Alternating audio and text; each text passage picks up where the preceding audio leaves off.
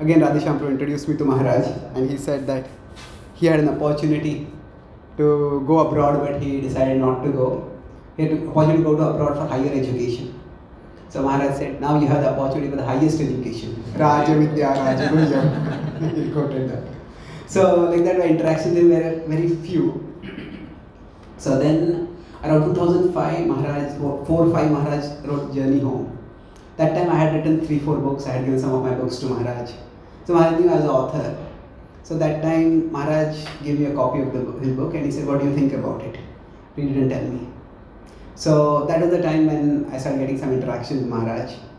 And then, so I told Maharaj after reading that, the stories are adventurous and dramatic. Yeah, but what struck me the most was the tone.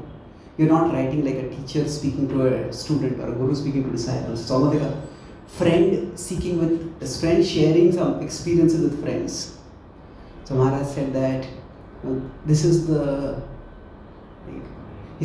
tone you need to reach a Western audience. And India is also becoming westernized. If you learn this tone, then you can reach a broader audience. So from that time I started exploring a little bit what this tone and why it was required for Western outreach. Then when Maharaj wrote his second book, originally the name of that book was Yoga of Love. Then they decided to make it a journey series, so it became Journey Within. So Maharaj sent that book to me by email and he asked me to go through it. And then this time the book was still in the draft stage. So I gave some, I did some editing of it. So then I went to meet Maharaj in Mumbai. Just he was giving some classes. So Maharaj said that you gave a lot of suggestions. I was a little nervous. What will Maharaj say? Be happy, not happy. So it is now your karma to implement them all. So that time, when I was editing, when I was adding some things or changing some whatever I had, I asked Maharaj. So that time I got to sit and spend some time with him. So then after that, from 2014 onwards, I started traveling abroad. And then when I started going to America, I started getting much more time of Maharaj, because this was also a time when Maharaj's focus on Western outreach was quite a bit, and it seems that he got some feedback from the devotees in the West that I was able to connect with Western audiences also. So Maharaj whenever I would go and come back and give a report, in 10-15 minutes, Maharaj, I would finish, 5-10 minutes I would finish the report, but then after Maharaj would talk about the various more of cultural, social, philosophical issues. I would ask some questions and he would answer. So it is mainly from 2015-16 onwards that I have been having more interaction with Maharaj. And it was largely about the sensitivities required for contemporary outreach. Okay. Can you check what happened? But then, along with that, when I was in Pune, at that time also I was one of my services was, okay, it's come back, thank you. One of my services was addressing controversial issues. So in Pune they had, for the series, youth have a little bit Rajoguna, so the series I used to call Smashing Misconceptions. So I would use that title now. But anyway, so whenever any controversial issues would come up, at that time I try to address them. So Radheshyam would ask me to address them. And then as I started traveling abroad, so I became sort of the intellectual resource for that purpose. Then when some issues came up, some of the projects which Maharaj was doing were criticized by some people. So then I was asked to write something to respond to that. Then I wrote something, Maharaj read that, and Maharaj gave me his comments about what he had said. Then since that time onwards, whenever any issue comes up, especially concerning Maharaj and his projects, so generally whether Anuttama Prabhu or Satyaraj Prabhu, Gaurang Prabhu, they tell me about it and then I talk with Maharaj. And then I understand a lot about how Maharaj, at least I can't say I understand a lot, I got a lot of time and insight from Maharaj about how to deal with these kind of delicate issues. So that's how I have had some interaction with Maharaj, and so based on that, I've I've been talking something with Krishna Chandra Prabhu, he has been always very kind to me. So he thought that some of those things could be shared. So one of the first things in India, New Vrindavan, for some of you were there at the New Vrindavan time, but in India it's not. For those who come later, it doesn't matter much. But for much of America, especially for non-Indian devotees, New Vrindavan is still a scar. And when I go to America and I talk with, especially when I'm talking Western devotees, so a lot of issues come up. So then I had to talk with Maharaj about it. So I will talk about this for a particular reason. From each of these, I'll be talking about one specific aspect of Maharaj that I found very profound and very something which gave me a lot of appreciation for him. So the specific issue how New Vrindavan came in my discussion with Maharaj was that there's a lot of material available online about what happened over there, and most of it is actually distorted. It's all written from one perspective. So we have the Wikipedia page of Maharaj, and there is a group of devotees who tries to keep the Wikipedia page associated with ISKCON as good as we can keep it. So it's a continuous response because Wikipedia anybody can edit it, and that's why it's to be done carefully. So there is one devotee from New Vrindavan who now left. He wrote a book. So there is an infamous book about Islam called Killing for Allah. So this devotee took that name and he wrote a book called Killing for Krishna. And he basically, whatever had happened in New Vrindavan, he tried to hold that Radhanath Maharaj was involved in all of it, actively. So then Satyaraj Prabhu, when I was in New York, Satyaraj Prabhu met me and he said, "Have you read this book?" I said, "Yes." Then he said, "I read it, you should respond to it, you should talk with your Guru Maharaj about it." So then from New York I had gone to Chicago. So this was several years ago, it's not recent. But it is one of the first very deep interactions I had with Maharaj. So then I talked with Maharaj, and Maharaj said that, he gave me some broad principles, but he told me that about how to deal with it, he said that Anuttama Prabhu will decide that. He's our communications in charge and he will decide. So when I talked with Anuttama Prabhu, he said that it's not an issue right now. Sometimes when we respond to something, that response brings more attention to the issue than what it was before. But then Maharaj told me that if you have to respond, I'll tell you a few things. So Maharaj said that when I was in New Vrindavan, there were two phases. The first was when I was a pujari. So I was so busy that I had no time to interact with anyone else, practically speaking. It was like, we all know what austerities he did at that time. And then I was practically living on top of the hill, only occasionally I would come down. And then I was told to go on college preaching. So it seemed from 1979 till almost 1993 when Maharaj shifted over here, to maybe 1987, 88, 89. He was doing a lot of college preaching.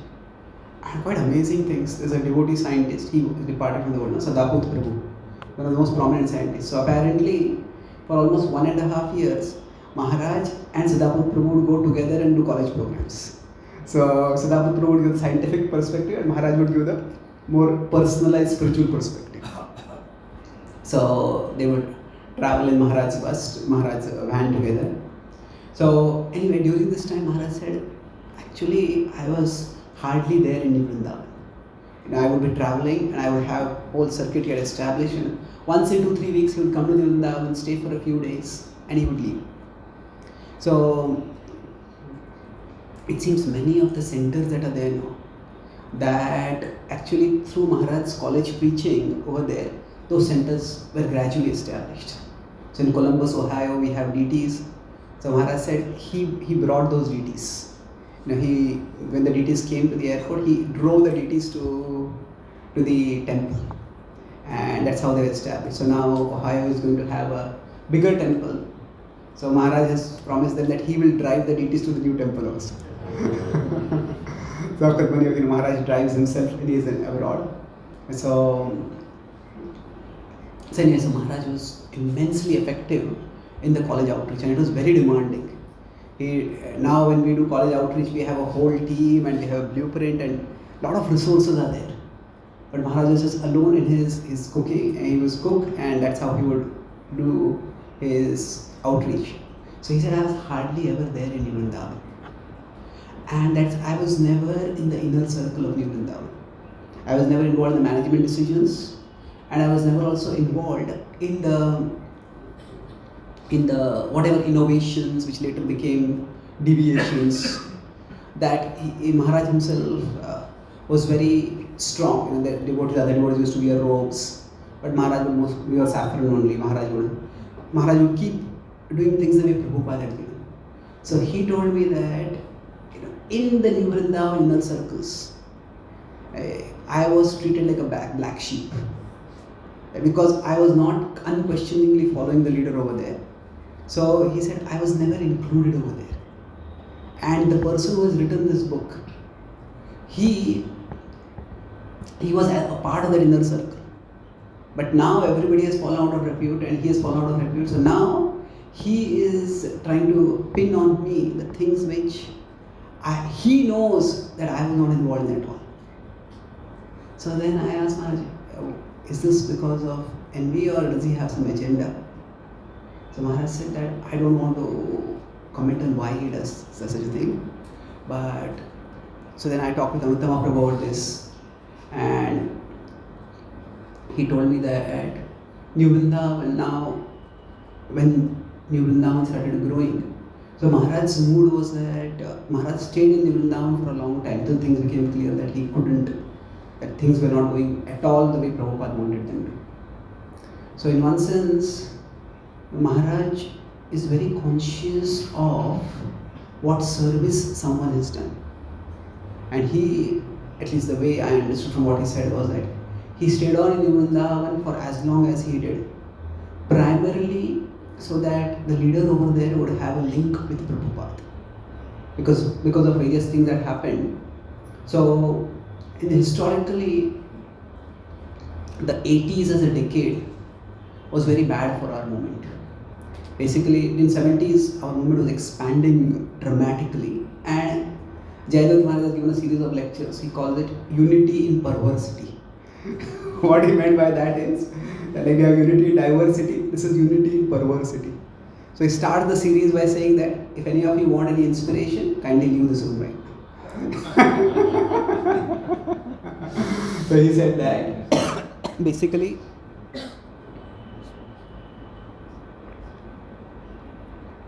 every tradition, after its founder departs, runs into huge problems. So he gives a history of how after Christianity departed, Jesus died, was crucified. For almost 400 years, the Christians were fighting among themselves about who was Jesus. So only in the 4th century, the Nicene Creed came up and they solidified what was the identity of Jesus according to them. So after Muhammad departed, there was chaos. After Mahaprabhu departed, there was chaos. After Bhaktisivant Thakur departed, there was chaos. So he says that this is just natural. And what went wrong, we should not be surprised, but rather that our movement survived and has thrived. That is what actually surprised him. But anyway, what happened was that different leaders across the world tried different things to try to continue and expand the movement. So this is a theme which I'll come back to again. Basically, if we consider, we have a tradition that goes into the past, and that tradition has what we can call the movement right now. So we could say the living movement.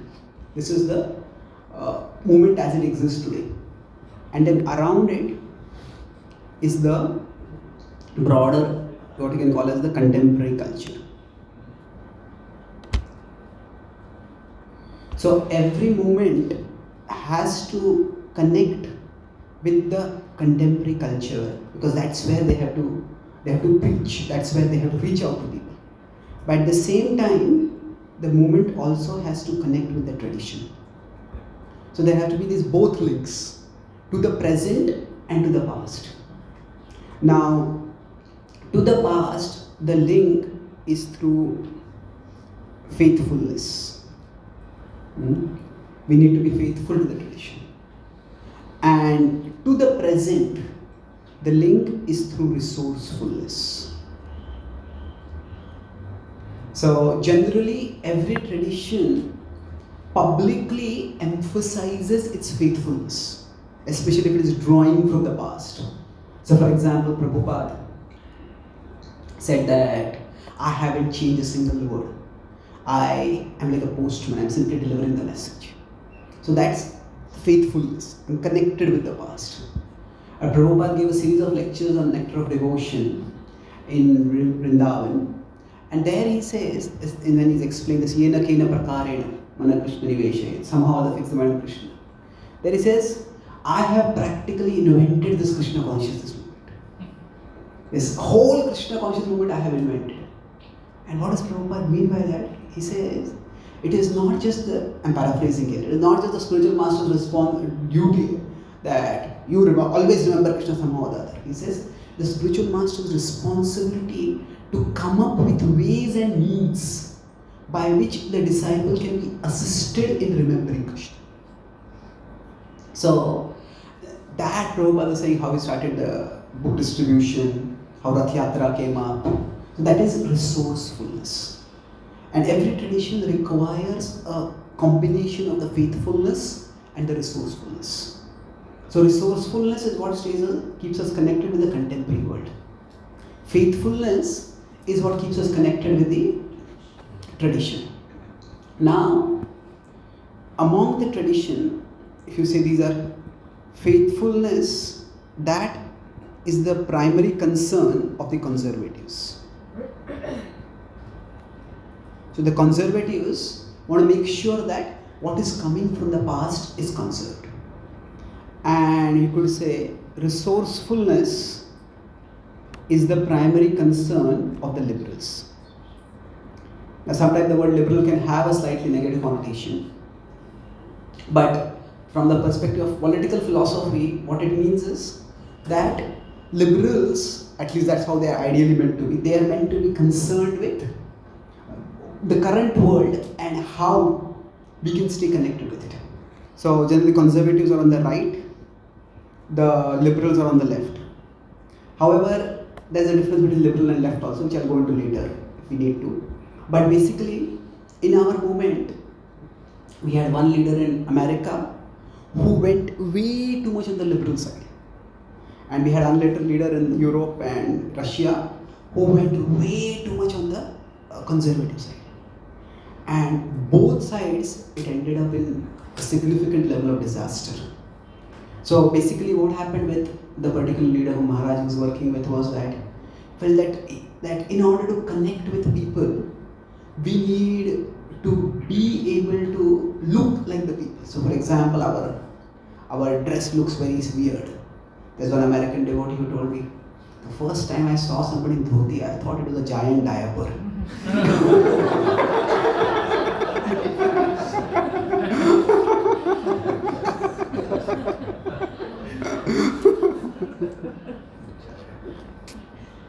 So the thing is that, so his idea was that we need to go more and more, we need to be more and more liberal so that we can connect with the contemporary world. And that's why now you know that even the morning prayer songs, they were made into Hindi and local languages. So there's a Hindi translation of Mangal Aarti, English translation of Mangal Aarti, and different places, all the songs were sung in those languages. So this was basically an idea to try to connect with the contemporary world more and more. And both ways, when somebody has gone too far on either side or other side, it has led to problems. So anyway, what Maharaj mentioned about this was that there were times when Prabhupada was conservative, there was times when Prabhupada was liberal. But the point was that Prabhupada did what it took to make people Krishna conscious. And what we need to see at the end is that whether people are coming to Krishna or not. So through that phase, now New Vrindavan is in a fairly good place. A lot of people are coming, and history was there, whatever happened, that chapter is over. But sometimes ghosts from the past keep visiting, like haunting. So sometimes those things keep coming. There are people who try to dig up the past to make some documentaries or write some books. So the key thing I noticed here from Maharaj is that throughout his whole discussion, Maharaj, he was very clear about what he was doing. He said, I was doing youth preaching, and then I came to India, and I started focusing on India. And then I had practically very little connection with New Vrindavan. Then in 2000, initially Maharaj was his GBC in New Vrindavan, and he was helping over there. But then Maharaj is now focusing on New York. He got the Bhakti Center over there. So, two things I noticed about Maharaj's approach to controversies. In general, there are two different approaches. One is, if there's a controversy, when I was in Pune, it was that if there's anything controversial, just address it head on. Address it head on, write about it, speak about it, and free people from whatever questions they may have about it. Now that's one way of looking at it.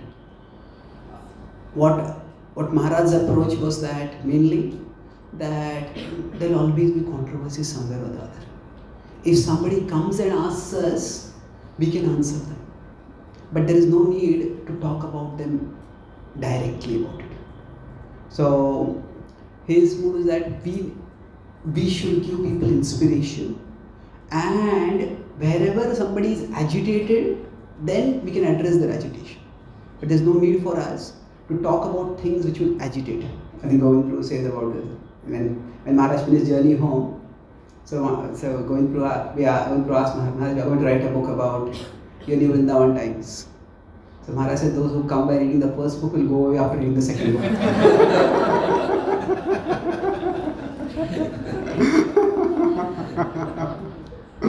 So now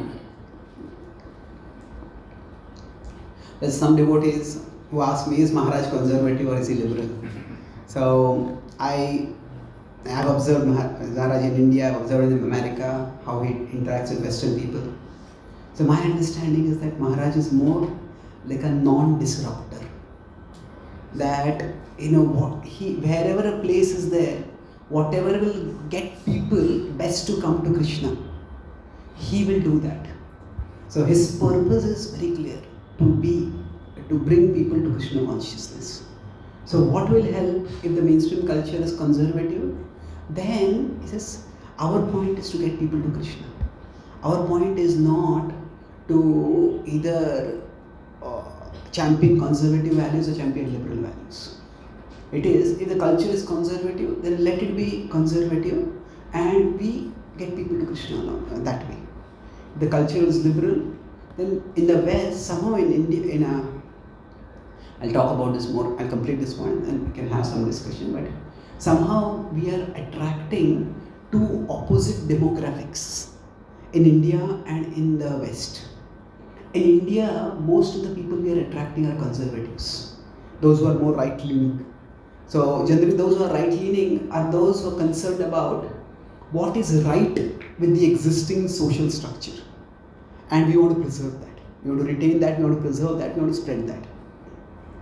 Now, most of the people who come to Krishna conscious movement, whether in India or in the West, they are right-leaning, not necessarily politically supporting a particular party, maybe that, but right-leaning in the sense that this is our culture, this is our tradition, and we want to pass it on to our children, we want to protect it, we want to preserve it. So they are the right-leaning people come to India, come to our movement in India.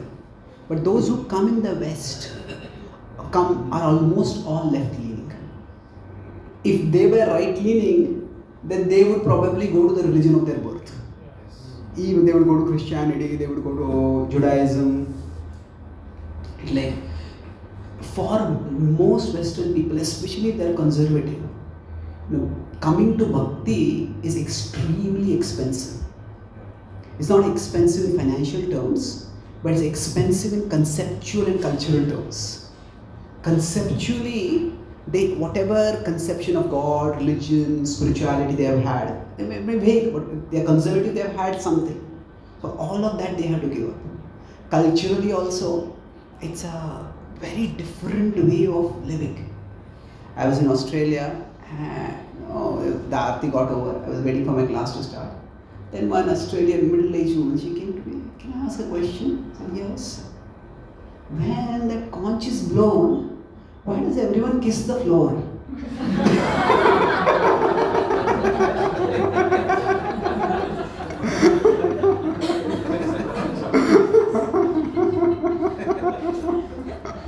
So, our cultural rituals are quite weird for them. So, for them to take up bhakti is, for people on the right, it is very difficult. But people on the left in the West, they are almost always already questioning the existing religion, existing social structure, existing conceptual worldview, and they are open to everything. Now there's a problem with that. They'll be open to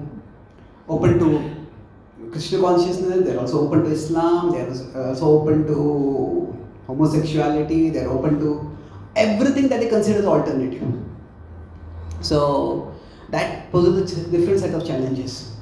But the thing is that it's almost the people who are coming into different parts of the world, they are almost coming with opposing, if not opposing, differing values. And that brings a set of different expectations. So that's why Western outreach is a big challenge. But I'll come to that. So overall, what struck me from this whole New Vrindavan incident is how Maharaj is Vyavasayatmika buddhi. He's very clear about what he wants to know. And that's what he has been doing. When he was in New Vrindavan as a pujari, then he was a college preacher, and then when he came to India and started developing a community, is that he wants to spread Krishna consciousness, and whatever it takes to help people come closer to Krishna, he will do that. So, any comments, reflections? Those of you especially who have been there at that time. Yes, please. Just one observation. You mentioned that when especially in the West, so I think primarily you're mentioning about US, Australia, those region. Correct me if I'm wrong, but in regions like the former USSR, oh yes, they are more on the right side, yeah. The right side, even if they are not. Yeah, correct. That's true. See, is it true? Is it right? Definitely. It's a very good observation. I don't know whether they are called the West also. Basically, I was going to mention that there's a left and liberal. Sometimes in India we equate the two, but they're not exactly the same. So each, say the right, the left, and the liberal. Okay, let me put it this way. Each of these have their key values. So for the right, the key value is hierarchy. That is, this is a superior person, this is a subordinate person, and when the hierarchy is followed, then order is maintained, then things work smoothly. So the right is concerned about hierarchy. The left is concerned about equality. And this goes almost opposite to hierarchy. Because their idea is that hierarchy crushes those who are at the bottom. And therefore, there should be no hierarchy, there should be equality. And that's why right and left are opposite. Now, America actually fought a Cold War against the left. So, America was originally not on the left. America was liberal. And liberal, their primary value is autonomy. Autonomy means, okay, you may have a system that you want to champion. You can have that system. Don't impose it on me. Let me do what I want to do. So the left is, no, the system itself is bad, it has to be destroyed. Liberals are not out to destroy the system. Their concern is, just let me do what I want to do. Give me my space. So in America, the rugged individual is the ideal person. Individualist. Go out and do what you want to do. So now, in one sense, we can attain love for Krishna from any of these values. We can have a hierarchy-centered presentation of bhakti, we can have equality-centered presentation of bhakti, we can have an autonomy-centered presentation of bhakti, because these are all ultimately material. They are material ways of organizing society. So traditionally, ISKCON has mostly been over here. Now, ISKCON, whether it was in America or in India, we had a very hierarchical kind of presentation. So the Guru gives an instruction, put aside everything else, make the Guru's instruction as a life and so. And that's important, no doubt. But is the hierarchy, how central is it to bhakti? Is it that without the hierarchical structure, we cannot have the practice of bhakti? I grew up thinking like that. I was in Pune when I came to Chowpatty. I found the ethos was very different over here.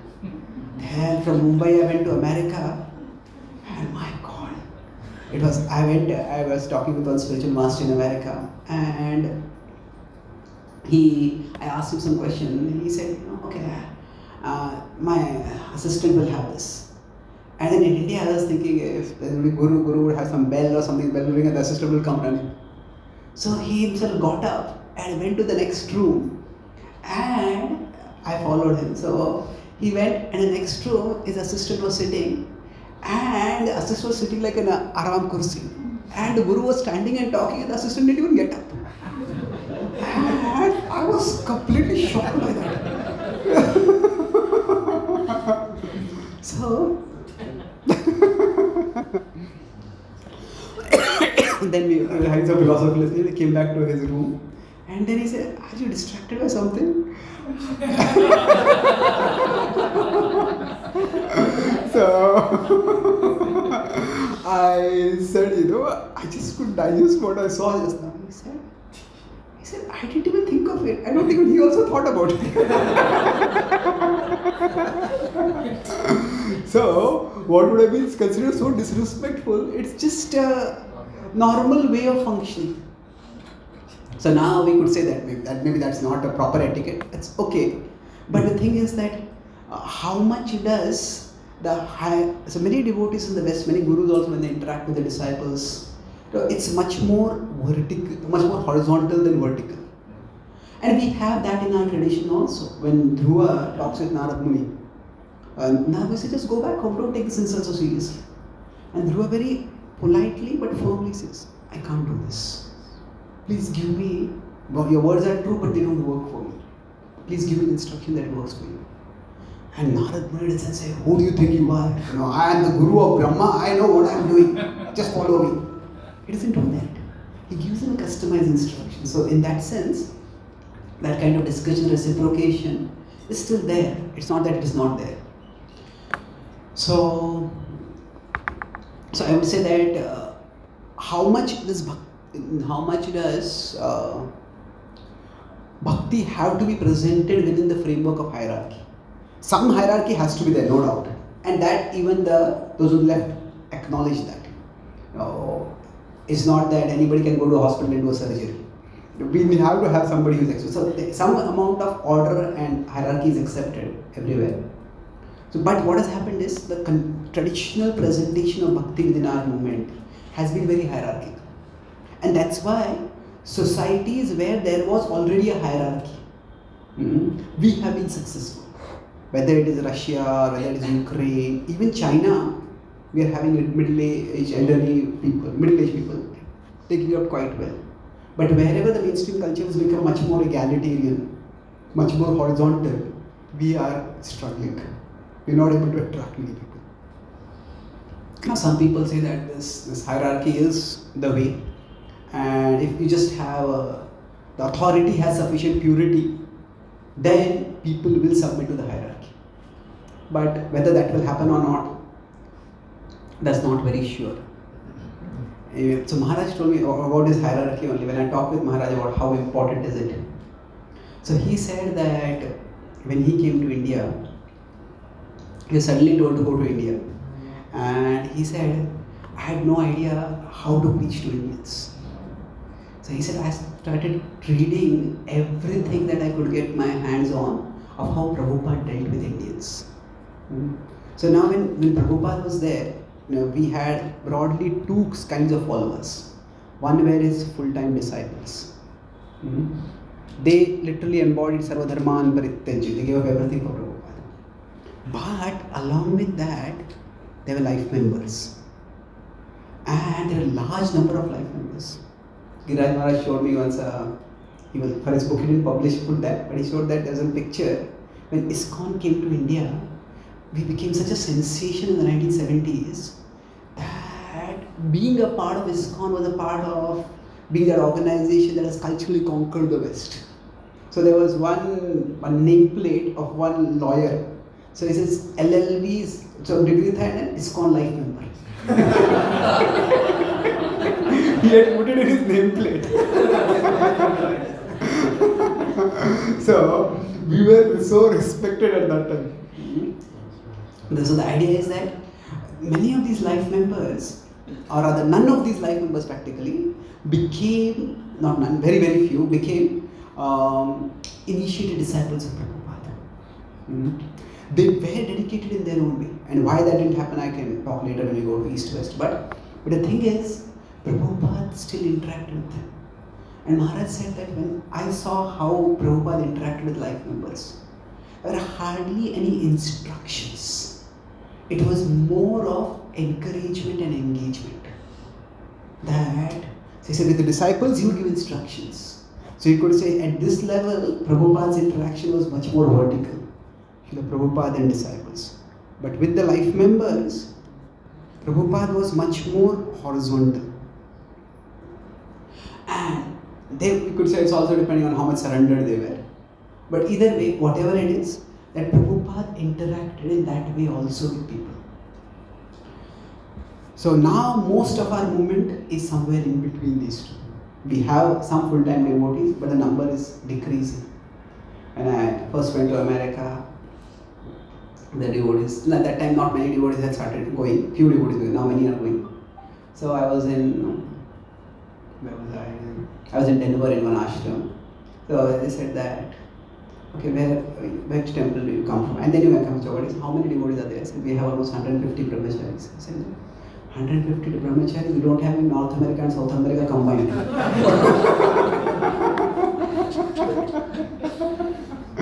So now the number of full-time devotees is very very less. Full-time, basically brahmacharis.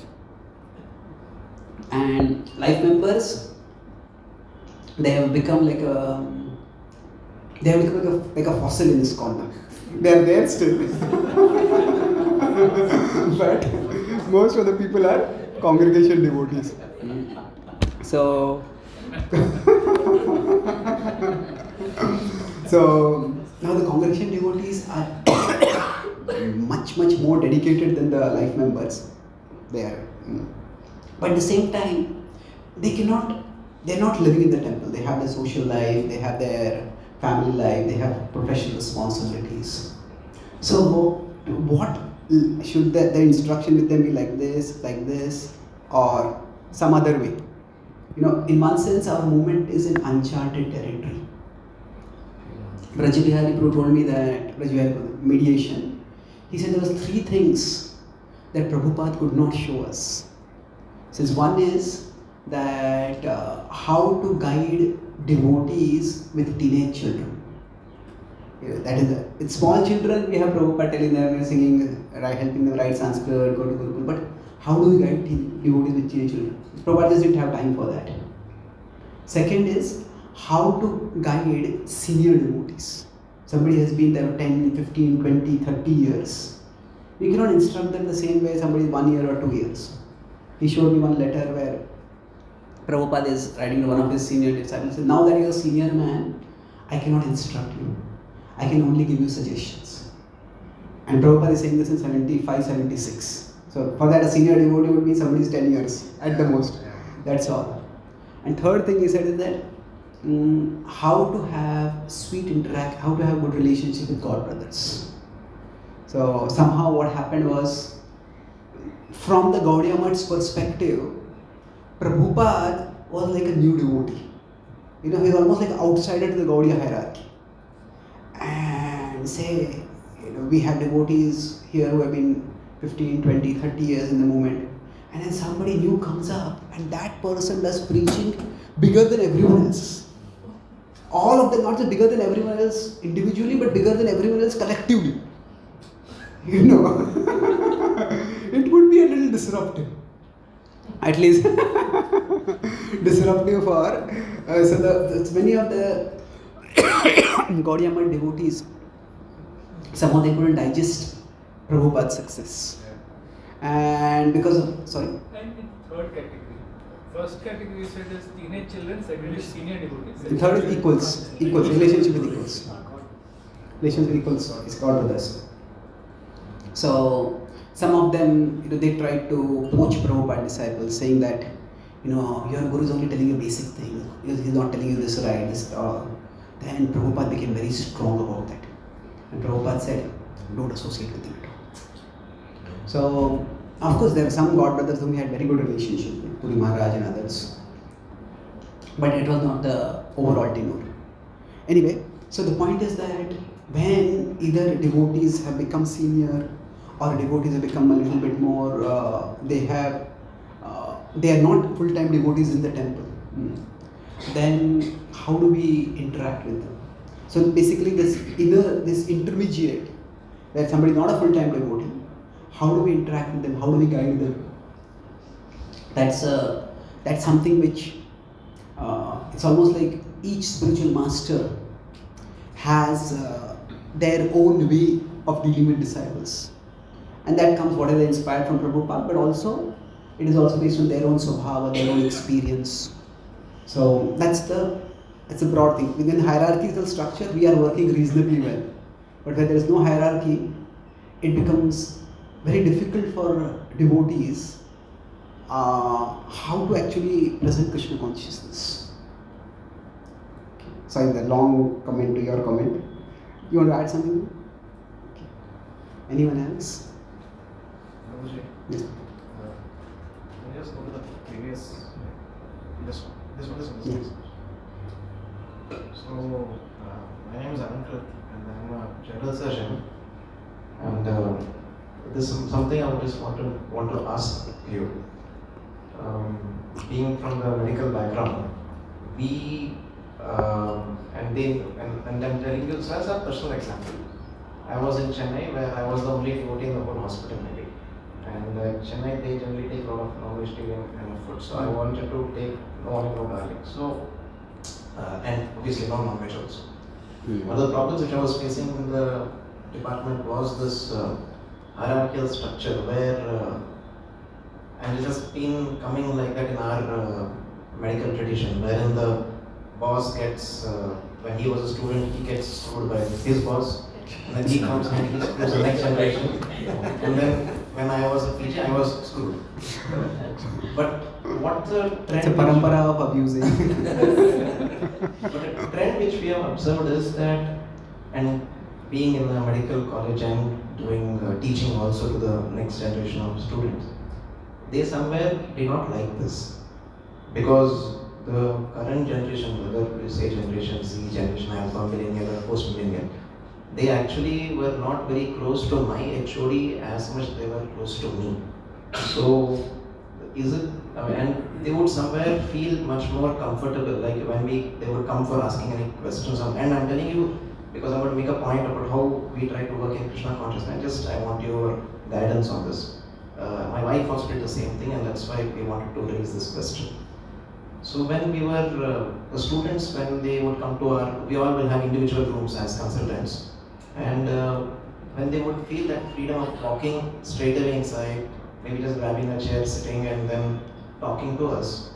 And when we would not judge them, then they would open up much more freely to us. And how we translated is that many of them, they stopped taking alcohol because we were taking alcohol, the students. They stopped taking non-veg. They started coming to our local, in Udupi we had one Bhajan Kuti like that. They started coming there.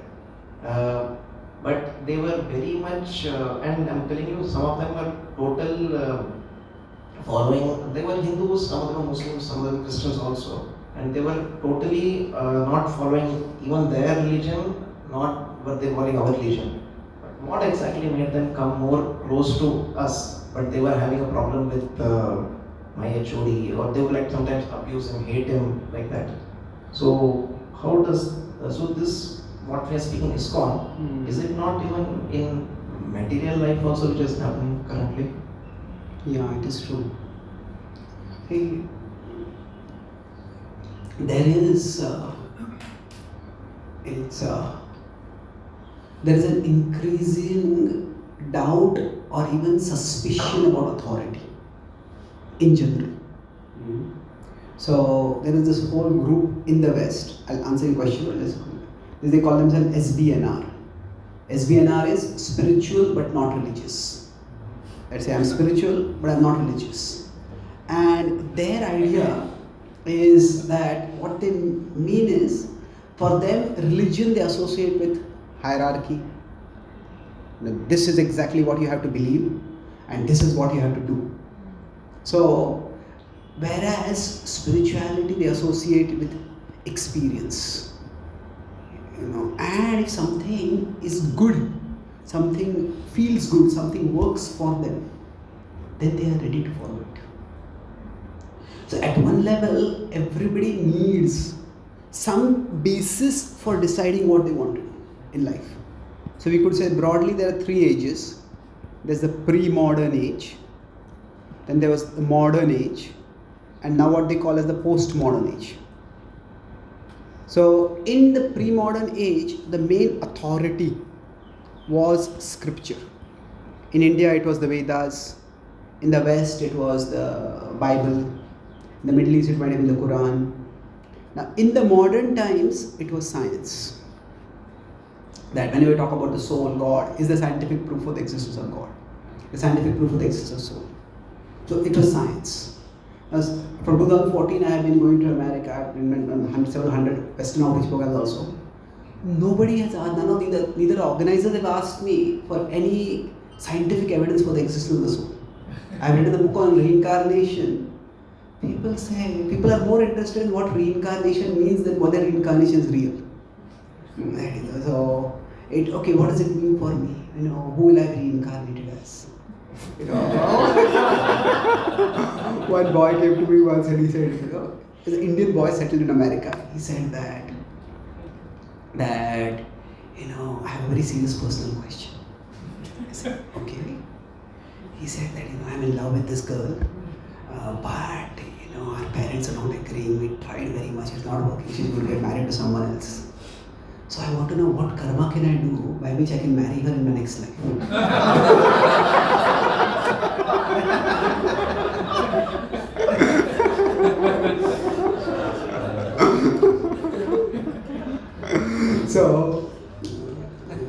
So most of the West is in a postmodern phase where they don't really care about, they care a lot about technology, but not so much about science as a source of gaining truth. Source of knowing what is true, what is real. So in the postmodern times, it is primarily experience. If something feels good to me, and if something does good to me, then I will follow it. And that is what Maharaj said about his book Journey Home. It's not instructing. There's very little Shastra that he quotes in the book, but it is his experience he's sharing. Among Westerners who follow Eastern spirituality, Autobiography of Yogi is still considered to be a classic because it's all about personal experiences. Of course, there are not many lessons that general people can take from it, but the point is experience is what is valued. So just let me complete if you mind. So the thing is that when you said that when people came to you and talked with you, So if they had a good experience, then after that they become ready to hear what you want to say. So I was at an interfaith conference in Washington DC. Our devotees are doing a lot of interfaith outreach in the West. Because what happens, in the West we are the minority religion and we need the support of the majority religion many times. So anyway, so there was one conference where this Christian pastor was saying that how we communicate with people. He says, if I come and tell a young congregation that your divorce is a sin against God, if you divorce you'll go to hell. He said, their response will be, go to hell right now.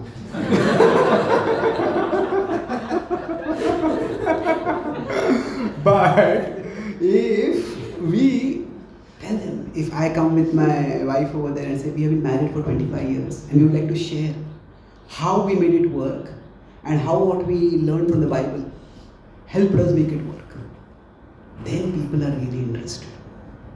Because people want something that works. So in fact, it's almost like again opposite values. In India, if you quote a lot of Shastra, people think, oh, you know Shastra, you're so scholarly. In the West, while giving talks, if you quote too much Shastra, can't you think for yourself? Why are you just quoting something? Tell me what you think. Isn't it? So actually, it's not just because Sanskrit is unfamiliar, but quoting too much somebody else, it actually decreases your credibility in the West. Because people want to know, I want to interact with a real person. I don't want you to be a dummy for someone else. Or a puppet for someone else. So the idea is that that's an experience. So if somebody has experience, good experience, then they are open to listening thereafter. Sometimes people say that nowadays there's no culture of respect. I don't think that is true. My understanding is respect for today's youth, it cannot be assumed. It has to be earned. Yes. It is not that people don't respect, but just because I am senior to you, I am in this field for 50 years, 20 years, so that doesn't mean that I will respect you. In the past, it could be assumed. And this actually, rather than respect being assumed, it is more that suspicion is assumed. Yeah. It's like, if you see in the entire journey home, Maharaj mentions ISKCON only once. You know where it is? Fourth chapter. That last yoga, that last chapter. Yeah, not in the journey within, I'm talking journey home. No, that last, after the Prabhupada's sloka, that chapter. Yeah, the only place he mentions ISKCON is when he's introducing Prabhupada as the founder Acharya of ISKCON. So Maharaj never says that I have joined ISKCON or I am a leader of ISKCON. See, in the West, people are interested in spiritual people. They are not interested in religious leaders or especially leaders of religious institutions. They say that so in India, if somebody is a Mathadipati of a temple, naturally there will be some respect. So respect is assumed. So but in the West, if you are the leader of a religious group or in a religious hierarchy, that actually makes you seen suspicion. So respect has to be earned by how you conduct yourself, how you speak, how you explain things. So respect is definitely there, but it cannot be assumed. Thank you. Yes, please.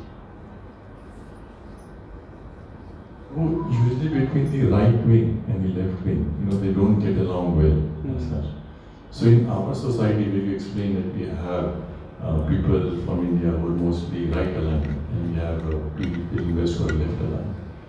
How has the experience been up till now? Do you feel that there's just because this is a spiritual or a society, there's a natural synthesis? Or is it that leaders of forthcoming generations will have to work upon that to ensure that between the right and the left wing, it still synthesizes, and as a society we grow?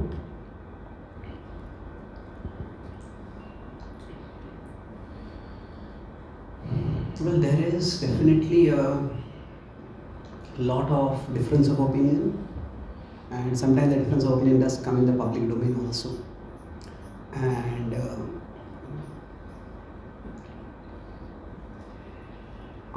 there are attempts to try to bring some harmony, but it is difficult. We have some devotees who are extremely on the left, some devotees who are extremely on the right, and it's just the way the two of them. I'll not mention any names. There's one devotee on the left. He says bhakti is a bridge to Krishna. It is not a bridge to India. What he means is, ISKCON is not creating a bridge to Krishna. ISKCON is trying to create a bridge to India. And he says, that it is trying to make Westerners into Indians. It is not going to work.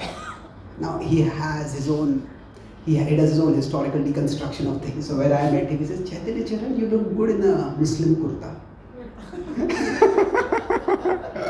What he means by that is, according to him, there is nothing Vedic about the kurta. The kurta came from, it's Arabic dress originally. Now, now is it really? Well, there is some strong historical debate about that. And now that we know. So he says that what we call as Vedic culture, there is no such thing as Vedic culture. So it is, different things have been put together and they come from different sources. So he says halwa is actually Arabic dish. So it's not a Vedic dish. So anyway, so there are people like that who are the extreme left and they agitate a lot of people. And it's understandable, So now there are people on the extreme right. And so there's one such leader, he told me that ISKCON has forgotten what Prabhupada established ISKCON for. I said, what do you mean? He said, Prabhupada didn't just want people to chant Hare Krishna. He said, Prabhupada wanted to re-establish Varnashram. And what is the biggest obstacle to Varnashram? It is feminism.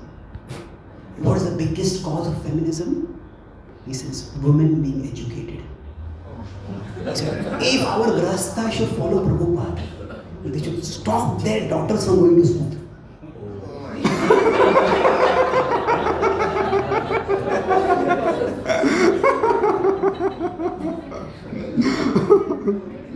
So then he laughed and said, my own disciples won't listen to me on this. So, anyway, so we have very opposing views. So there's one devotee who jokes, we have the quote of Prabhupada that, about Prabhupada, he built a house in which the whole world can live. So they say he built a house in which the whole world can fight. It's actually, he says in a positive sense, that we can fight, the house is so big that we can fight and still stay in the house. We don't have to leave the house. So, but it is difficult. Every tradition has had these issues. In fact, I think in the in the Catholic tradition, it's so much that when they have the Catholic marriage boards, they not only fill about their Catholic, how often they go to church and this and that, but they also have, are you a liberal Catholic or a conservative Catholic? And conservatives won't marry liberals, even if they are not just Christians but Catholics. So,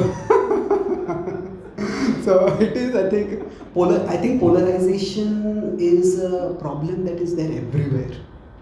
And I think our movement will not stay immune to that. But hopefully what will happen is that different devotees find their space and do their thing.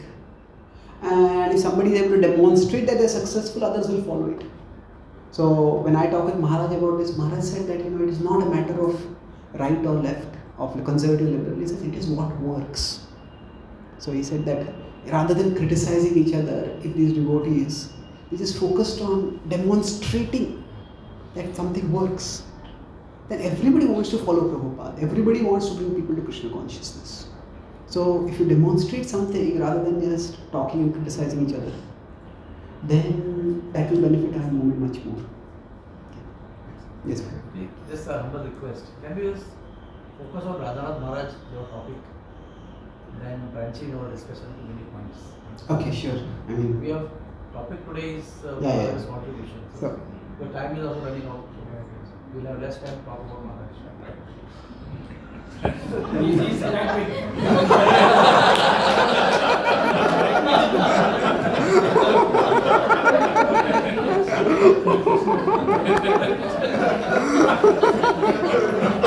I'm delighted. Sorry? This is an important lead up to today's hours. Yes, yes.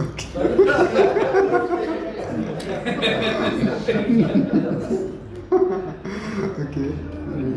Okay, I'll try to hear that. I'll not try to answer the questions too long. I'll try to hear it back to what Maharaj says. Okay. For the questions, is it the right time for questions or you want? Yeah, no, I'm perfectly fine because it's good that we have a discussion. So please go ahead. Okay, yes. Whoever has the mic, please. Yes. Yes. Other question. So, Prabhuji, two questions actually. One is you said that this devotee, Srila Prabhupada disciple said three things that Prabhupada didn't guide us. What was the name of that devotee? Couldn't, not Couldn't didn't. guide. Braj Bihari. President. So, Prabhuji, over here, first question is then who is working? Well, these are all three are very important topics. So, who is working on these topics within ISKCON? Is first question. And second question is that now for those of us who have been brought up on this hierarchical structure and we are able to relate very nicely and we are able to preach also nicely, is there any way that we could assist, because it's a complete paradigm shift when you are saying horizontal preaching. So how could we assist them in Maharaj's mission? That is the second question. Okay. So is anyone working? Well, Prabhupada introduced us to a broad tradition and it's also a living tradition. So different devotees, you could say, with the purpose of bringing people to Krishna consciousness, they try different approaches and see what works. So it's like in Sambandha, Abhideya, Prayojan. Sambandha and Prayojan are fixed. But the Abhideya, that can vary. That is, how do we practice bhakti? How do we fix the mind on Krishna? If, for example, during the pandemic, most of us, we heard classes online. Now, is there a Shastric Pramana of Satsanga digitally? Is it really? Oh. But that's what it, and it worked, isn't it? So, to whatever extent it worked. So, I think that there are many things which part of a living tradition, we have to see Phalena Parichete, Prabhupada said. We have to see what works and adopt that. And so, what is the second part? about those who have been gently brought Okay, up those on who this- come through more of a hierarchical approach. Well, my experience is that there is a demographic for everyone in the world. So even now also there are people who would like a hierarchical presentation. And maybe those people may not become the most broad-minded preachers, but somebody has to reach them. Actually, Islam is growing in the West. And one reason it is growing, one is of course this procreation. A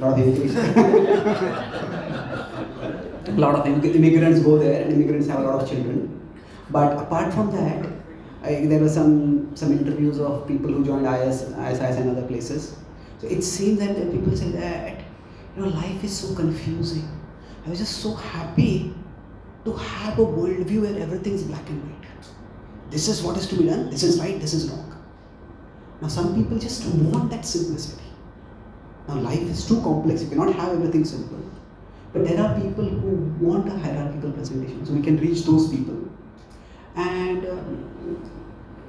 I think over a period of time, if we interact with a particular demographic, then gradually we also learn what works.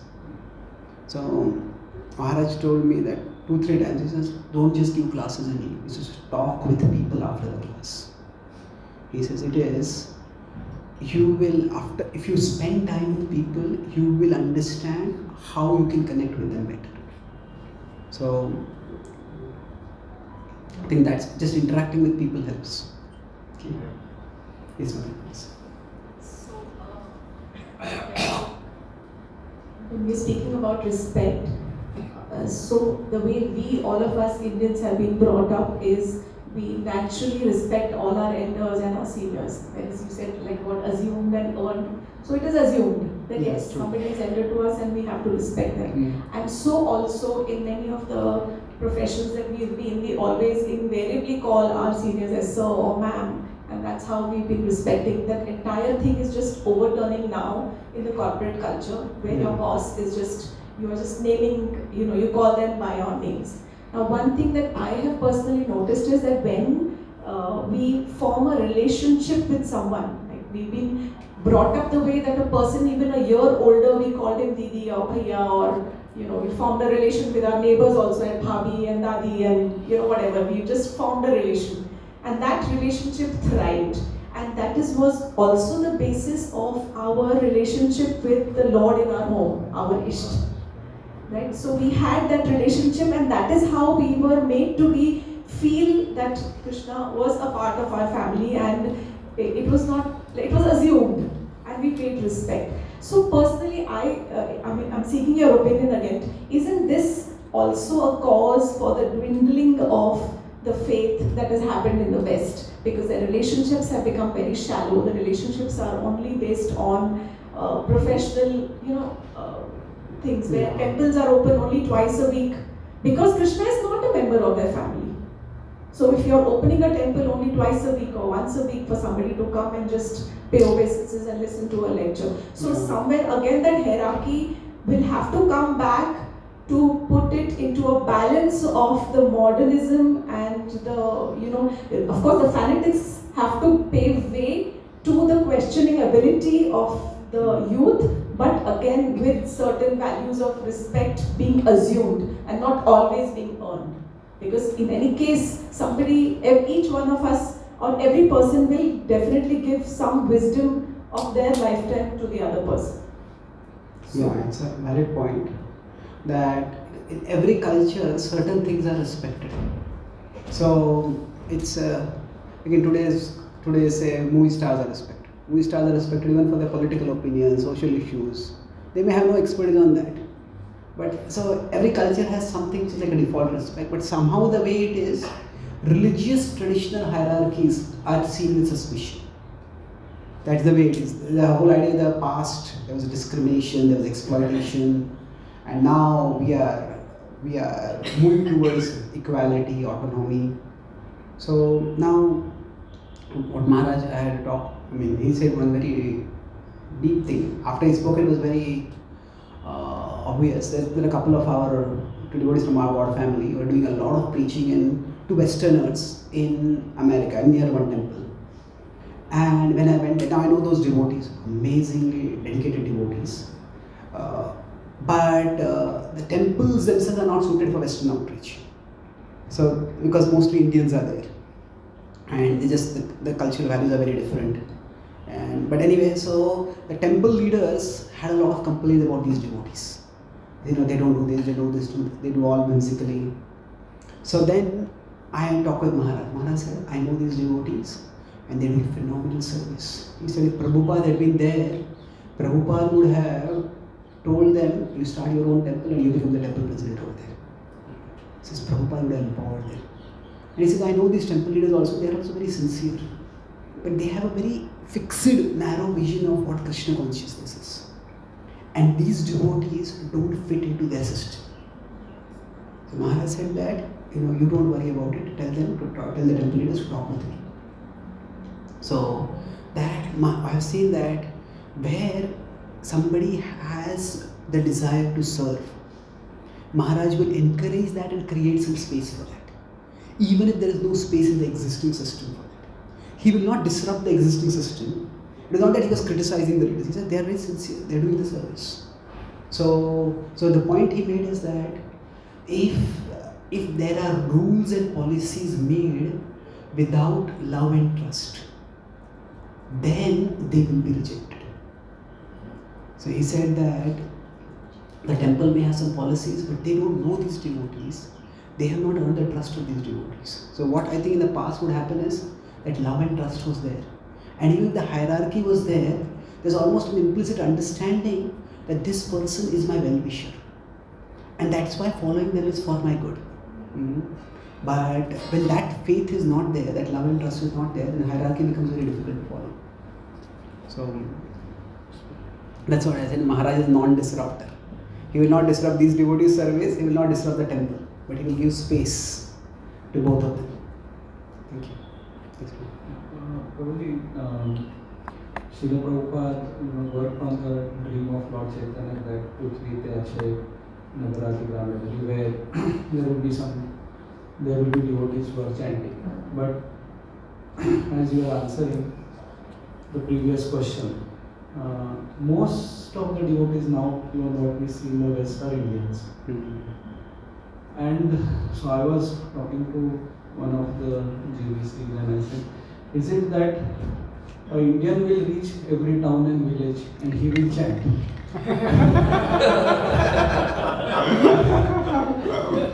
I appreciate your optimism.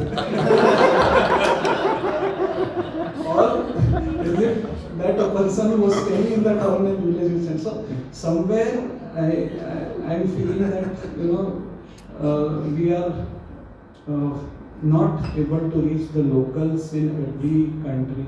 Especially in USSR and Ukraine, we see in China, there are locals who are, but especially in the West. So, what steps should be taken to Yeah. So, if this is okay, this actually nicely segues to my next topic. So, I will try to, at East and West, I'll talk about that. So, after Bhaktivedanta Maharaj told Maharaj to write about his story, and then in 2004, Maharaj wrote his autobiography, and then he saw that also as a means to reach out to the West. I'll give you a little bit of history about what happened in the West and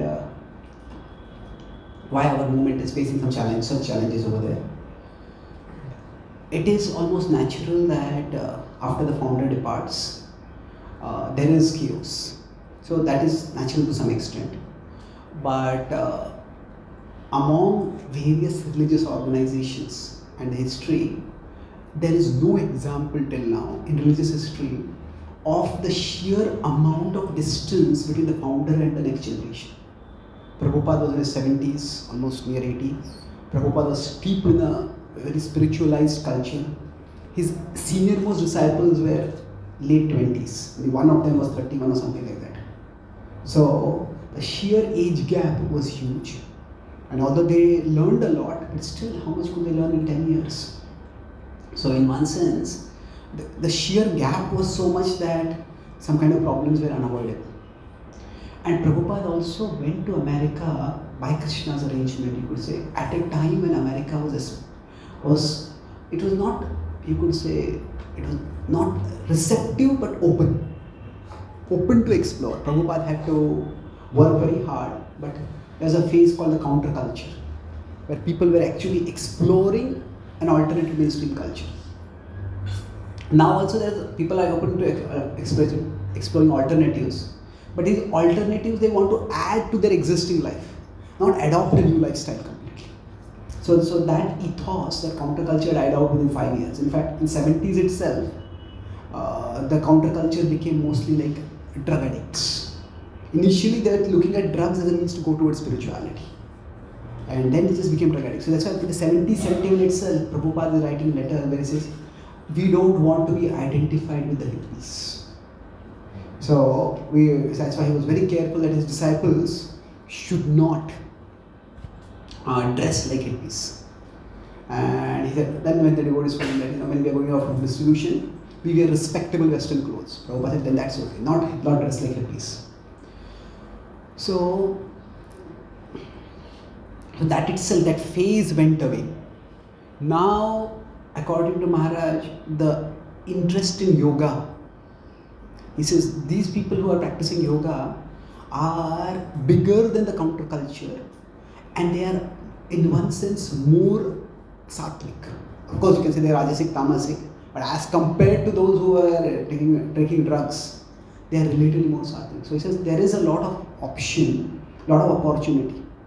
But still, right now, what happened was, as our movement in the 80s, basically, our devotees did some, in trying to distribute books, they often adopted some less than ethical practices. And then there was a lot of issues, and then we had to stop distribution completely in some places. And the temples just went down financially. And many devotees who had given their life to the temple, the temple said, we cannot take care of you anymore. They had to leave, and some of them had just left the home at 16, 17, 18. They didn't have any degree. So it was a big problem. And then our temples would have gone down.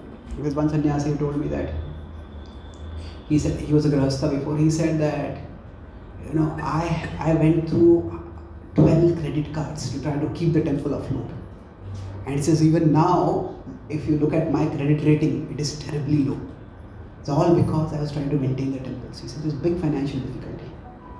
So initially, devotees started distributing paintings and agarbattis and other things instead of books, because books were not going and we were seen as indoctrinating. So, but after that, we discovered Indians.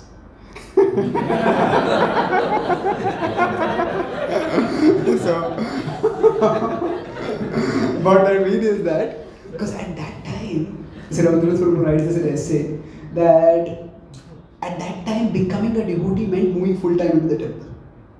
So he said, he was a Philadelphia president, and he said there were these Indians who would come to the temple regularly, and we were very interested initially, but after some time we saw they had no interest in moving to the temple, moving inside the temple. The Indians had gone to America for a career, they are not likely to give it up and move to the temple. So once we realized that they are not moving to the temple, we lost interest in them. So he said the situation was such that if a person on the street had asked these Indians, which religious group we belong to, they would have said Hare Krishnas. But if the same people had asked us, are these people Hare Krishnas? No, they are not Hare Krishnas. So we did count them as one among them. But then we started noticing that although we pay no attention to these people, still they keep coming week after week after week after week.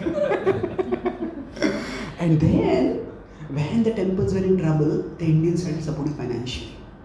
And that's how actually our movement and the temple survived. So then, as Indians started becoming more and more, they started giving money and they started doing services. So even now there's sort of a unspoken tension that there are temples where there are Americans, Australians, which are local countries, that they are the leaders, but the funds and the resources, the labor, it's all done by Indians. And sometimes Indians feel that we don't have any say in this temple. So that's an issue. But that's how our movement survived. And actually because Indians were giving money, so slowly attention started being given to them. And Deval Maharaj called that these are low-hanging fruits. So they're easy to get. So that's what everybody started doing.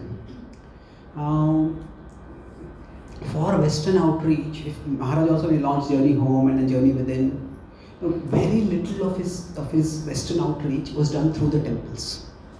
The temples didn't even help. Mostly it was Maharaj, our God family who organized some book launches and things like that. So for Western outreach, there are two broad views right now. It's almost clear to everyone that the existing temples cannot be the starting point for people's Western outreach. I was talking with one American young man. He said that when I came to the temple first time, he says my girlfriend brought me to the temple. And we came in the same car. But after I came, we were told to sit separately. He said the whole program, I couldn't make sense of anything. And what was going on, what was spoken, what was happening. He said, when I went back, I told I'm never coming back here again.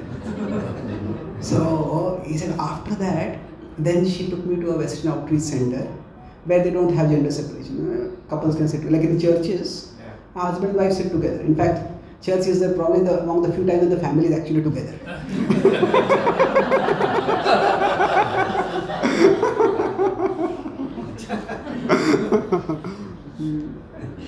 So that gender separation, that is now to some extent even every tradition has to have some gender boundaries. In the church is also no extramarital sex or premarital sex. They are very strong about it.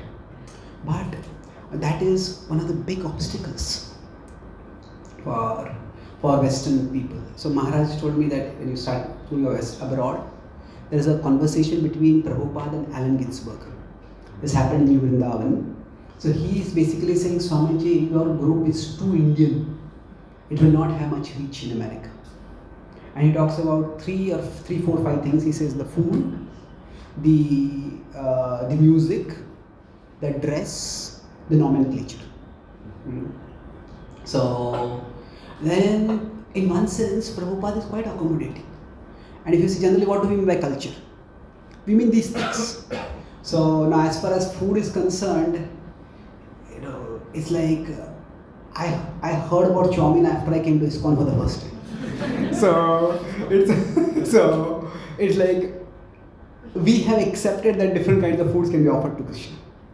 So in that sense, it's not a big cultural war issue. But to some extent, dresses. Now, how important is the dress? That is one issue of debate. Now, some devotees say that it's not at all important. Some devotees it's extremely important. And nomenclature. Our names are not very easy to pronounce for Westerners. When I go to the West, Chaitanya Charan and Prabhu. One devotee called me CCP.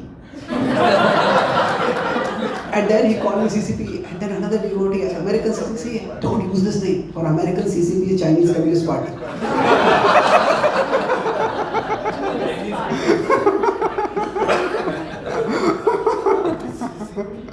So then I was doing a program. We had taken a yatra of Westerners to India. So finally one of the girls, she said, Chaitanya. So I said, how did you get that name? So Shama and Pruda, I go together for yatras. So Shama and Pruda finally says, I am Sham. So I asked her, how do you get it? Chaitanya. She said, I thought of Tanya taking chai.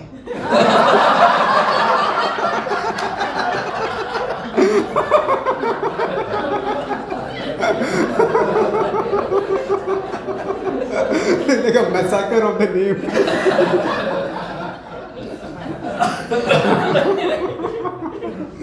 So now for Western audiences, I introduce myself as Charan. It's a straightforward name. I am Charan, I say. So our names themselves are very difficult. So, and then, so nomenclature. There are some aspects of culture which become difficult for people. But I think the gender issue is gender separation or gender hierarchy is the biggest issue.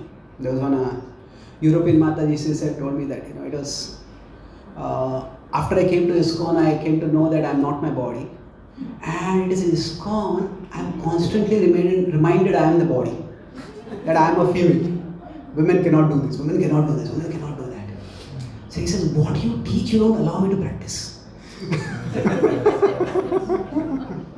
So, now what can be done about that?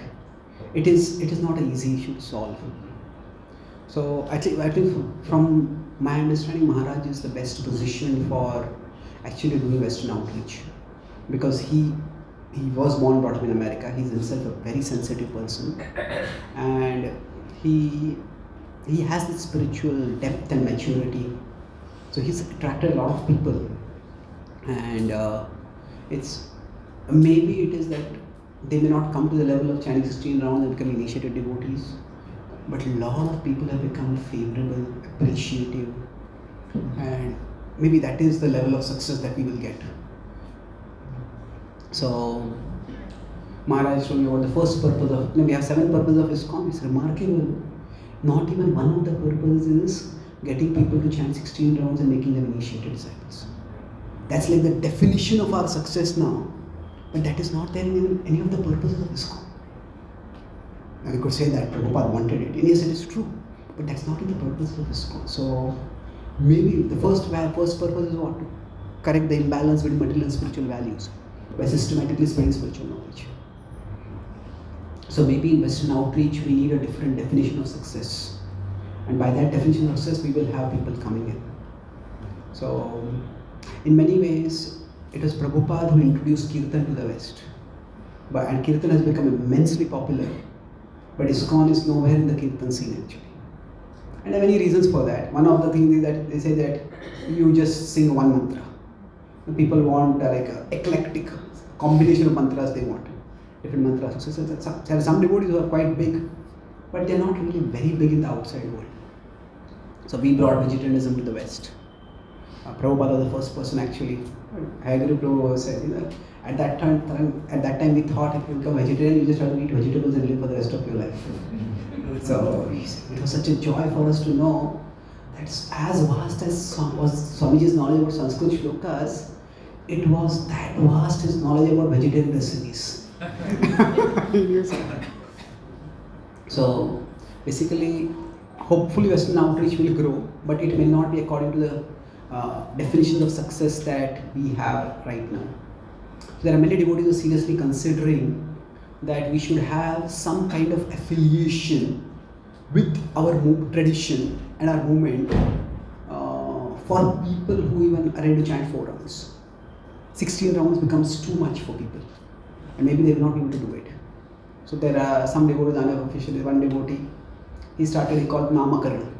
Namakarana is what you give a newborn baby. But so he does Namakarana and he gives a spiritual name for 4 rounds. And it's not officially approved by the GBC. But there are basically, I think we will have to have multiple definitions of success. And it's what happens is that if we don't provide people a pathway by which they feel they are growing, then actually Gaudiya Math is growing quite a bit in West. And Maharaj told me about this. We have a place where a lot of Prabhupada disciples are there. And then Gaudiya Math had also been preached. And so I said sometimes we just take small issues and make them very big. That was his point. So he said in that particular community the leader was very conservative. And he said that if you eat chocolate, eating chocolate is like eating meat. You are breaking the regular principle. And then these young kids, devotee kids, they went to the Gaudiya Math, and there was a Gaudiya Math sannyas, quite a respected sannyas. He asked, can we eat chocolate? He said, you don't come to Guru to ask whether you can eat chocolate or not. You come to Guru to ask how to love Krishna. He said, I don't care whether you eat chocolate or not. You come to me and I'll inspire you to love Krishna. It's almost like 35 kids from that community got initiated by Gaudiya Math. And now that Guru has disappeared from the world, and that movement is in there's no proper succession over there. But now they are all coming to ISKCON for doing service and engagement. So Maharaj, we just lost those kids for no reason at all. It's like sometimes we keep adding to the regulative principles, more and more things. This is not a recommendation to eat chocolate, of course. But it's a small issue. So when we make small things very big, we just alienate people unnecessarily. Okay. So, yes, Maria, should we stop? 10 minutes? Yeah, sure. After lunch, depending on how many are here. Yes, Maria, sure. Yes, Maria. Mike? How many points you have covered from those 5? Okay. So Western Outreach and East-West I have covered to some extent. Maybe I will speak about this mental health a little. Just one question. You said 2 broad views on Western outreach. One, that it cannot be done from ISKCON temples. What is the second? Okay, sorry, yeah. So you go Hare ahead. Krishna Prabhu. Just I just wanted to know what is Maharaj's opinion on this gay and lesbian, because you find them here also in India, because I had an experience in GV. Some people they want to come to GV. So I want to know what is Maharaj's feelings and opinion about them. Should they be accepted or not? Yes, okay. Just 1 minute. And so regarding this, basically Western outreach, there are 2 broad views. Starting has to be separate. That we have separate Western outreach centers. And after people have become sufficiently mature, I said that they become ready for ISKCON at that time. So then we can integrate them with the mainstream ISKCON community. The other is, we don't have to integrate them ever. That they will have their own temples and they will become initiated there, they will practice bhakti there, and from there only, so Indians will move forward their way, non-Indians will move forward their way. We can have separate centers. The problem with this is that, anyway, I won't go into that. These are two broad ways. Yeah, this was about LGBTQ. It's a huge subject. At least in the West, it is like for young people, it's like the litmus test. If you are not tolerant of this, I am not interested in you at all. So now, I think it was about 10 years ago when India decriminalized homosexuality. It was not made legal, it was decriminalized. So at that time, one devotee wrote an article, and I felt it was too harsh. It was what they call as homophobic, just creating fear about homophobia to others. So he says, I told him, we cannot publish this. I was one of the editors over there. So then he said, no, you should not be so scared. I said, we should teach this. So then somehow I was in the ashram, Maharaj was passing by, I asked Maharaj. Maharaj became very serious. And I said, call the other devotees. So Shyamantu also came. I think you were there also there, Krishna Chandra. You remember? You happened to be there at that time. As I remember. So Maharaj became very, almost 45 minutes he was talking at that time. So he basically said that, with respect to homosexuality, there are some people who just explore it, and that's it's almost like a lifestyle now. But some people seem to be born like that. And Bhaktivedanta Maharaj gives an explanation that, like, the soul, when it normally enters into a body, it identifies with that body.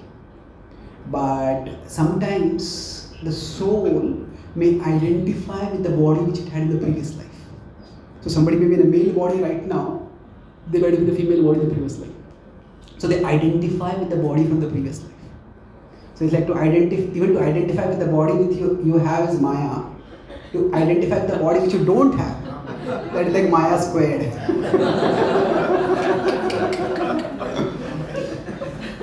But at least in our tradition there is some explanation for this. In the Christian tradition, it is just, the idea is that you are just a deviant. And you have to get that it is unnatural, it is a sin against God, and all those things are there.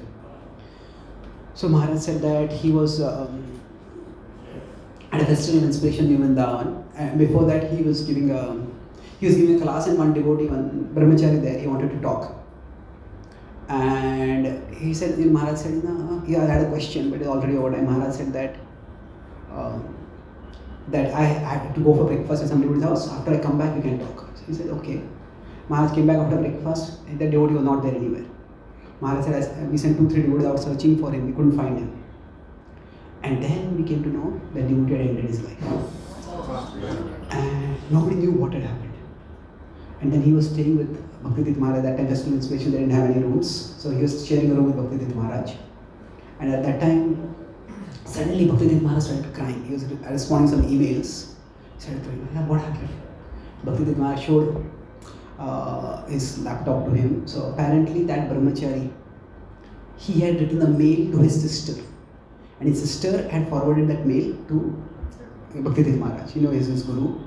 He said that so apparently this brahmachari was homosexual. And he said that I have been chanting, I have been praying, I have been tapasya, but somehow this desire is not going away. And there is no place for me within my tradition. So therefore, I am praying that if I end this body now, Krishna will give me a body in which I can serve Krishna better in the next life. So Maharaj said that both of us, I tried to console him, but nobody has to end their life for something like this. Then he also told that sometimes it will happen in a moment that a man who is a homosexual orientation, he gets married because he can't come out and tell others. But then he never is intimate with his wife, he has no interest in his wife. And then eventually the marriage also breaks apart. So he said that while like abortion, in abortion he talked about it separately, but he said that abortion involves killing. Homosexuality, that two adults doing something consensually, we don't have to recommend that. But is it our mission to condemn that? It is, he said, if they can't change it that way. So basically he said our movement has not been able to come up with a position on this issue till now. And now he said that there is a post of Prabhupada where the homosexual appetite of a man for another man, he says, is demoniac. But he said you cannot use that quote because Prabhupada, he said eating meat is demoniac. Prabhupada is quite liberal in the use of the word demoniac at times. There are cases where Prabhupada, heterosexual lust also Prabhupada is called as demoniac. So we cannot take one or two quotes like that and absolutize them. So what do? It's we encourage them to practice bhakti. And then as of now, we don't have any facility within the tradition for them to get married. But there are gay devotees in the West who are married and they are initiated, their gurus have initiated them and they continue practicing bhakti. They don't get married in the ISKCON temple. There's in New York when there's one devotee, he was a Prabhupada disciple, he left ISKCON now. He is in part of Sri Vaishnava tradition. He is considered to be like the what is the word? Like the homosexual marriage acharya. Like yes. Anybody who is homosexual wants to get married, he has created or concocted, whatever you want to say, some Vedic mantras and rituals for them to get married. Anyway, so there are devotees also who go to him when they want to get married. But the point is that we don't want to reject such devotees. But we don't even want to, what Maharaj said is that don't take a position on this in public. Privately, if somebody comes, then we try to encourage them to practice bhakti. And how they interact with people, how they interact, what they do is up to them. But So, is Diksha, do these people approved by ISKCON? You said some people Kya bole? initiated. Don't ask, don't tell. It's like that. It's There was really, a big debate in the past where a big group of devotees wanted to get initiated, but we were not able to say yes to them. And they were about to leave ISKCON and go to somewhere else. So there was a big discussion, but no conclusion was there. yeah. I don't think there's any conclusion on this issue. But many gurus initiate. And like I met one devotee who was homosexual. He says, I'm a homosexual conservative. Normally we would think they're liberals. But you know, there are this gay liberals and gay conservatives. What they mean is that I am different from everyone else in one particular way. Let me be different and let us all go on with our lives. But the gay liberals are those, and there are a few devotees like that also in our movement. They say that the whole society is structured only for heterosexual marriages. It does not have place for homosexual marriage. So the whole social structure should be dismantled. And they are extremists. So when people ask me, I talk about three things, A, B, T. A is within our philosophy there is acceptance. We accept because everybody is a soul, and whatever the sexual orientation of the body, the soul remains still a part of Krishna. But what we oppose is prominence. That there is why don't become a champion for this. Nobody should become a champion against this, a campaigner against this to condemn it. But you don't have to become a champion of this, and that's what some people do. But the key part of ours is transcendence. That whether somebody is in a body that has heterosexual orientation or homosexual orientation, ultimately our identity is beyond the body. And the purpose is that while we are trying to go toward transcendence, the sexual energy can be a big distraction. And the sexual energy has to be regulated so that one can progress toward transcendence. So now exactly how that principle will work out for homosexuals, that's difficult to say. But the key point is that that this is right or this is wrong. This is the way it is. From where you are, practice bhakti. So Maharaj has not taken any public position on this issue. And from what I know, he encourages people even from homosexual orientation to practice bhakti. So one devotee in America told me that this happened that there's, I mentioned like this, a couple, a man had got married to a woman and then they separated. So Maharaj was very displeased. He said, you should have told us before. You didn't tell us before this. And then, so his wife was with him for 8-10 years, and then he said, you wasted her life. And then when she got remarried, Maharaj personally went to her second marriage also. He said, it was our community mistake. And then he said that he did express a displeasure to this devotee, not that he was a homosexual, but that he didn't tell it.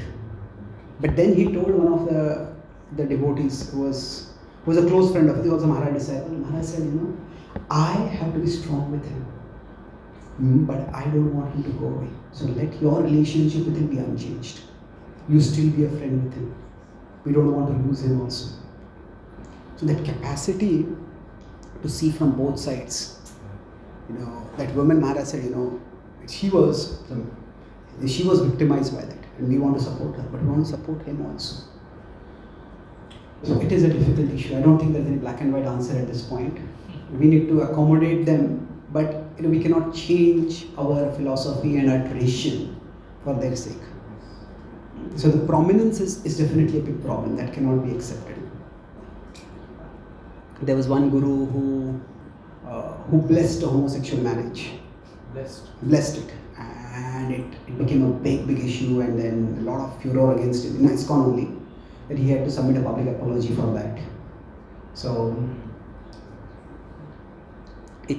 I asked many different devotees about it. I'm part of Shastric Advisory Council. So that issue came to us, and all the members of the SAC voted not to address that issue. Because what has happened is that the Shastric Advisory Council, it is currently headed by a woman. And because of that, it is headed by a woman right now. And because of that, the Indian leadership sees it with suspicion. And it's unfortunate that they say that for whatever reasons, because of that, they just not any conclusion that we come to, they say it is a liberal conclusion, and they not accept it. So I was a part of the SAC. Now I don't even identify publicly here that I'm a member of the SAC. One devotee told me that you are an Indian brahmachari, but you are contaminated by the West. I said. So I told Maharaj about this. Maharaj was laughing. He said, "Who said this?" So then I told him. Maharaj said, his opinion you take seriously. He said, you are going to be based in India, and the Indian leadership should not have misconceptions about you. So he said, while you are in India, you travel in India, interact with the Indian leaders. Let them see you for who you are. Otherwise, this can break your service in India. So I had not taken any position on the controversial issue from personally, but it was like guilty by association. So it is what they call a hot potato right now. I don't think we can address it publicly. So thank you. And Chetan Chandra was not having lunch. He's sitting here. Put some chairs out there. Come and sit. They can continue talking to him, and then after lunch, when you are nominee as we can hopefully carry on. I feel that there should be a session of 5 hours, so we can cover all topics nicely. So we still have time for 2 hours. No, not today, I think. With 9 o'clock in the morning, high tea in the beginning, and 2 o'clock lunch, so we can cover everything. And with lot of Maharaj's interactions and opinions can be Settled around Maharaj's. Yeah. Because he has got a lot of Maharaj's memories which won't be discussed by the philosophical district. That's my opinion. Yes, actually my memories of Maharaj are also philosophical. Rather a philosophical interaction, but I agree with you. So can we have lunch and then? Yes. So thank you. So thank you very much. Zonas Radhanath Swami Maharaj ki Jai. Srila Prabhupada ki Gaur Bhakta Vrinda ki Jai Gaur So we will try to continue after.